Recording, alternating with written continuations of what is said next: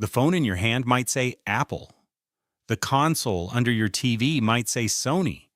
The laptop on your desk might say Dell. But here's the strange part. Most of these devices, at some point in their journey from blueprint to packaging, pass through the same kind of empire that almost no consumer has ever seen. You know the brands. You probably can't name the factory, and yet that factory might be one of the most powerful companies in the entire technology world. Today we're talking about Foxconn, the manufacturing giant behind a huge portion of the devices that shape modern life. This isn't just a story about a contract manufacturer. It's a story about how power and tech doesn't only live in design studios in California or Tokyo. It lives in the ability to actually make things at a scale that's almost impossible to picture. By the end of this video, you might never look at the back of your phone the same way again. So let's open the door to the factory floor that the world's biggest brands would rather you not think about. So who actually is Foxconn? The international name is Foxconn, but the company's official name is Han High Technology Group. Founded in Taiwan back in 1974, the company describes itself as the largest electronics manufacturer in the world. And that claim isn't really an exaggeration, but here's what's interesting. Foxconn didn't start out as the company building iPhones for Apple. It started small, making plastic parts and components, the kind of unglamorous work that nobody outside the supply chain pays attention to. Over the decades, it grew into something very different. The company built itself around a single, very specific kind of power. Not brand power, not consumer love, not flashy marketing campaigns. What Foxconn built was the ability to manufacture at a scale and speed that the world's biggest tech brands desperately needed. And slowly, quietly, it became one of the largest contract electronics manufacturers on the planet, tied to products you absolutely know: iPhones, iPads, Xboxes, Kindles, PlayStations. So when you think about the modern tech world, there's the layer you see with the keynotes and the logos, and then there's a second layer underneath where companies like Foxconn quietly turn ideas into hundreds of millions of physical objects. And once you see that second layer, the whole industry starts to look different. Now here's a question that might seem obvious, but actually isn't. Why do companies like Apple, Sony, or Dell need Foxconn at all? They're enormous. They have endless resources. Why don't they just build their own factories? The answer comes down to what manufacturing at this scale actually requires. A great product idea is one thing. Turning that idea into tens of millions of identical units with consistent quality shipped on a deadline across dozens of countries, that's a completely different problem. It means hiring hundreds of thousands of workers, often seasonally. It means coordinating thousands of suppliers, from chips to screens to batteries to the tiny screws holding everything together. It means running quality control on a scale that can catch defects in millions of units. It means handling logistics, customs, shipping, and timing the whole operation around product launches that can't slip. And here's the thing. Doing all of that requires a completely different kind of company than one designed to invent products. Apple is built to design. Sony is built to create entertainment ecosystems. Dell is built to serve enterprise customers. Foxconn is built to manufacture, and it's built to do that better than almost anyone else. So what Foxconn really sells isn't components. It's the invisible part of the supply chain: procurement, assembly, quality control, logistics, seasonal hiring, factory ramp-up. To the consumer, the product is Apple or Sony. To the supply chain, the product is the result of a massive coordinated network with timelines measured in days, not months. And that brings us to the next question. Just how big is this operation really? To understand Foxconn, you have to throw out your normal idea of what a factory looks like. Forget a building. Forget even a campus. We're talking about something closer to a city. The most famous example is the Zhengzhou complex in central China, often nicknamed iPhone City. During peak iPhone production season, Foxconn can hire tens of thousands of additional short-term workers to handle assembly, quality inspection, and packaging. Recent reports estimate that the Zhengzhou site can employ around 150,000 to 200,000 workers during the busiest stretch of the iPhone production cycle. Let that sink in for a second. That's larger than the population of many cities around the world, all working inside one industrial complex, all feeding into a single global product launch. And it's not just a factory floor, it's dormitories, cafeterias, security gates, shuttle buses, recruitment boards, shift schedules, uniforms, supply trucks lined up at the gates. It's a piece of social infrastructure built specifically to serve the rhythm of global product releases. When Apple announces a new iPhone in September, the wave of activity needed to make that announcement real has been building inside places like Zhengzhou for months. Imagine the journey from the small phone in your hand back through a global delivery network, back through containers and trucks, back through assembly lines, back through dormitories full of workers. That's the actual scale of the thing. And once you see it, an obvious question starts to form. To produce at this kind of speed and this kind of scale, what's the cost? Because nothing this enormous comes for free. Here's the part that makes Foxconn genuinely hard to replace. It's not just that they assemble things. Plenty of companies can assemble things. It's that they've optimized the entire process of turning a product design into millions of finished units, faster and more reliably than almost anyone else can. The most important capability they have is something called ramp-up. The ability to scale production massively, almost overnight. When a new product is about to launch, this matters more than people realize, because the entire tech industry runs on launch cycles. The keynote, the pre-orders, the opening weekend, the holiday shopping season. If the factory is late, the marketing campaign falls apart. The launch quarter takes a hit, revenue forecasts get rewritten, stock prices move. So when a brand like Apple needs to put a new iPhone in millions of hands on a specific Friday in September, the timing isn't a suggestion, it's everything.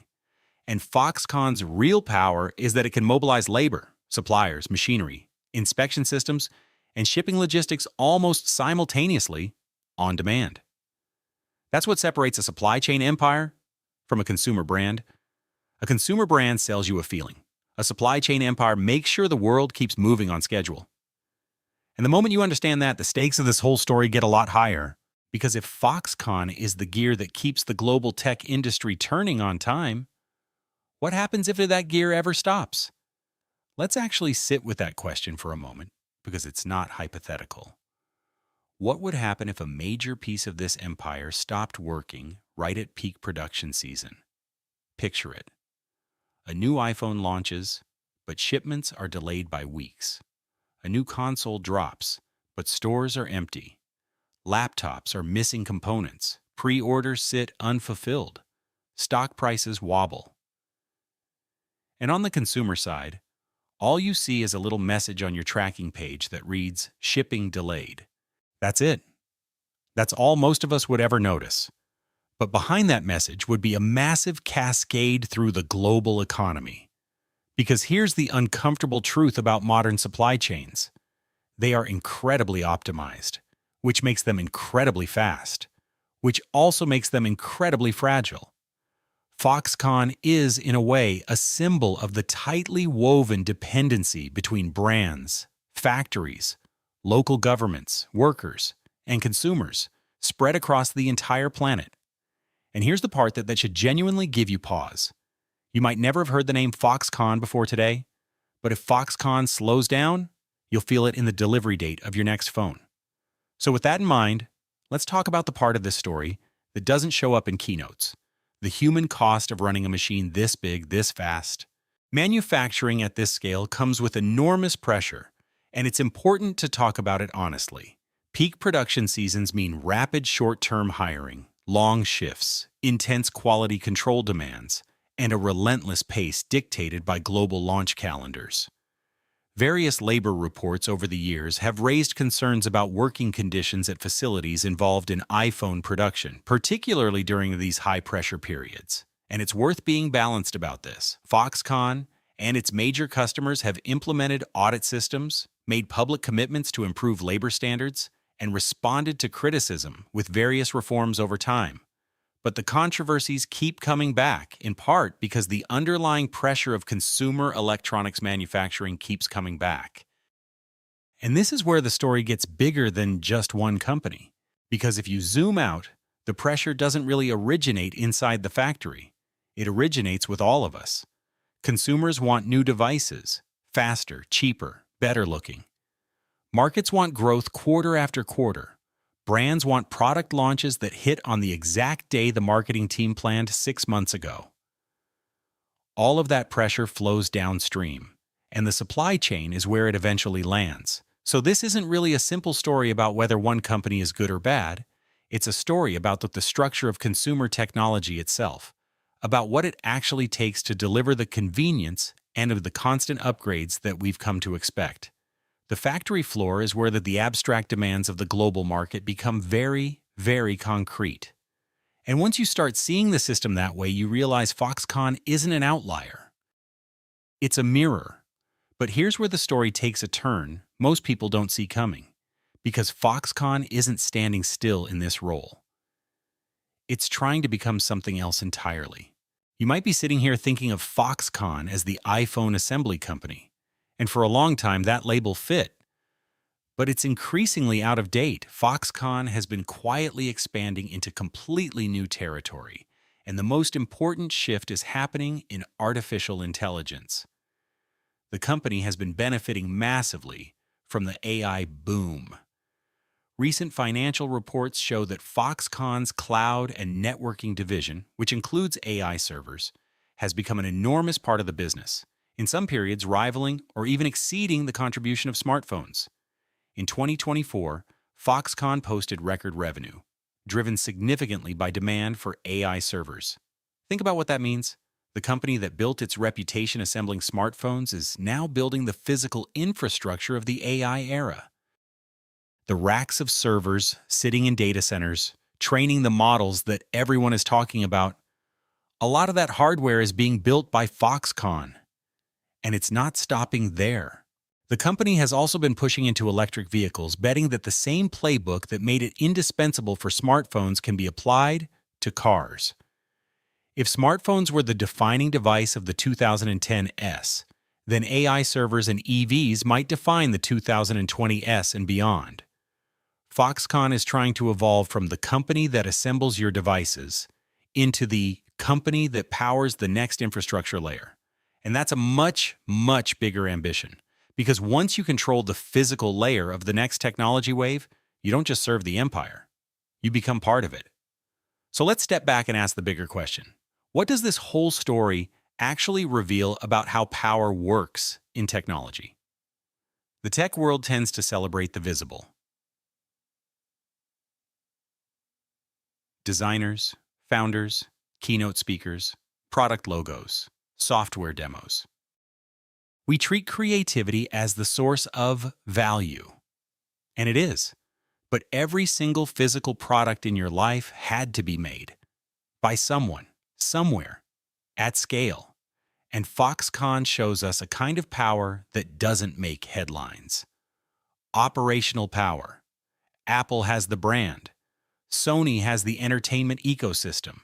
Dell has the enterprise channel. But Foxconn has the ability to turn all of those companies' demands into actual physical shipped goods on time. And that's a different kind of leverage. A supply chain empire doesn't need to be loved by consumers. It doesn't need to be on the box. It just needs to be impossible to replace. That's the whole game. It needs to be the company that, if it disappeared tomorrow, would leave a hole no one else could fill quickly. And that connects back to the bigger theme of this series. Supply chain empires are the invisible infrastructure of modern consumer life. They are the part of capitalism that runs in the background while everyone argues about the foreground. So maybe the real question isn't who designed your phone. Maybe the real question is, Whose product are we actually buying? Let's go back to where we started. The phone on your desk, the laptop in your bag, the console under your TV. They look the same as they did at the beginning of this video. But hopefully you see them a little differently now. They're not just objects with logos.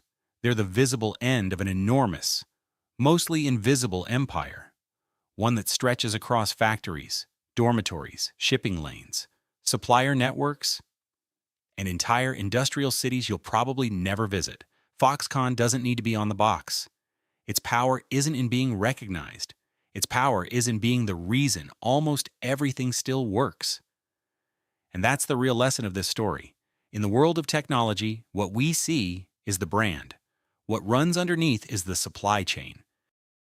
If you want this series to keep going, drop a comment with the name of another supply chain empire you'd like us to break down. TSMC, ASML, Samsung Display, Dell, Maersk, BYD, Luxshare.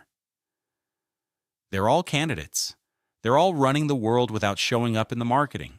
Subscribe if you want to keep meeting the invisible companies that quietly run the visible world. Because the next time you unbox a new device, remember, the logo on the box only tells you half the story. The other half lives inside the factories, the assembly lines, and the supply chains the world rarely gets to see.